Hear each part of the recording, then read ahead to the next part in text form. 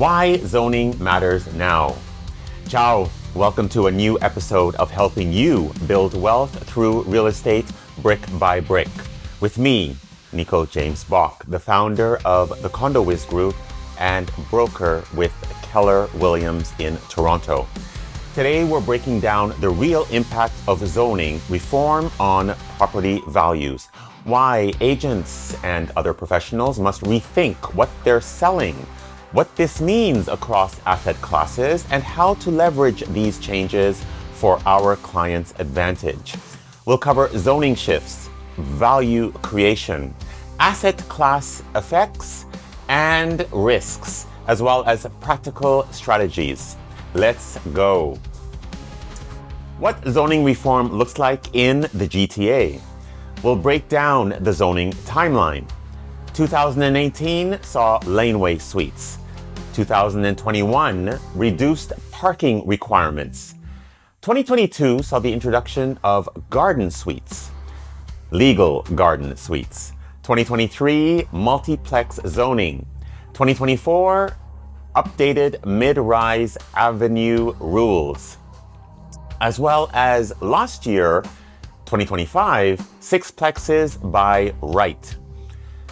This isn't incremental tinkering. It's a decade of structural change. Hidden value. The product is not what you bought. Traditional listings treat properties as static, single-family assets. But zoning reform expands highest and best use. A bungalow isn't just a home. It can be a potential multi-unit site. Example, a Humewood Cedar Vale bungalow could be replaced with a sixplex plus laneway suite, transforming perceived value dramatically. How zoning changes influence value. Zoning affects value through allowed uses. More uses equals more buyers equals higher value. Density permissions. Duplex rights multiply buildable density. Streamlined approvals reducing carrying costs and risks. The market perception, certainty versus uncertainty affects bids. Upsides can be huge, but uncertainty or poorly communicated reform can suppress values until clarity arrives. These are the residential asset classes affected by the zoning reform. Single family, which would include upzoning increases, redevelopment demand, and land value. That is the effect on a single family home. For multifamily or multiplex, zoning that permits 4 to 6 plus units adds income producing potential. For condominiums and townhomes, corridor upzoning and mid-rise updates increase comparable values due to more competition for land.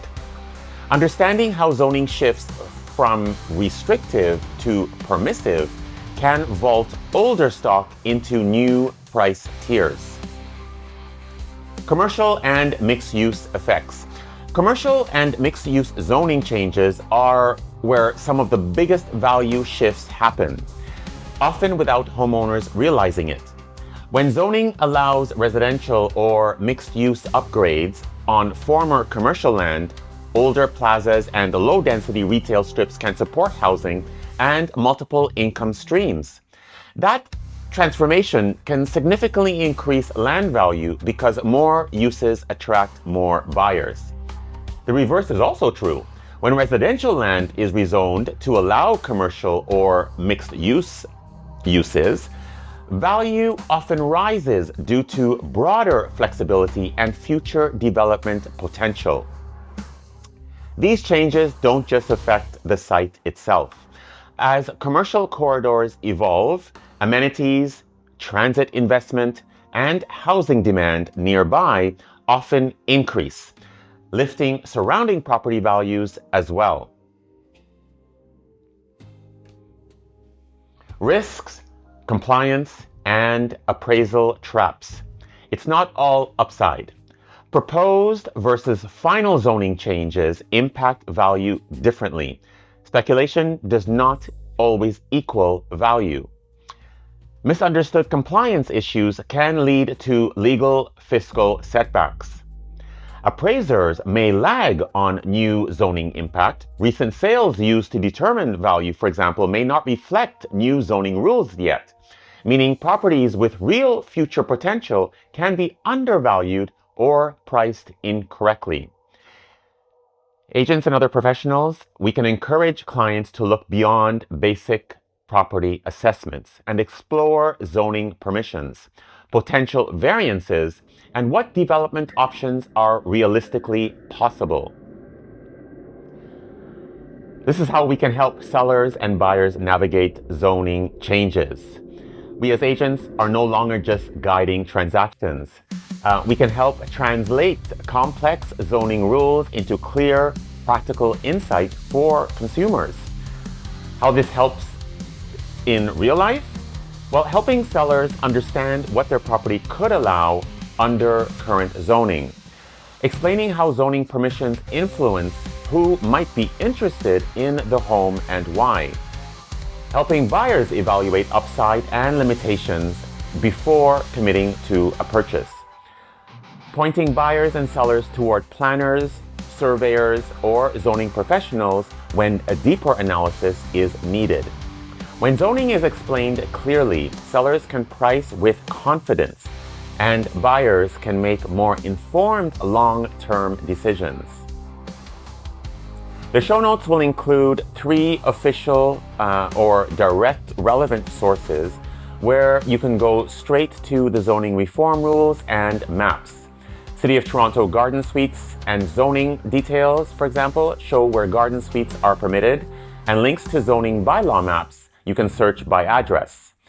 The second source, City of Toronto multiplex zoning, 2 to 4 units, maps and bylaw, detailed by bylaw changes showing where duplexes, triplexes, and fourplexes are permitted across the city.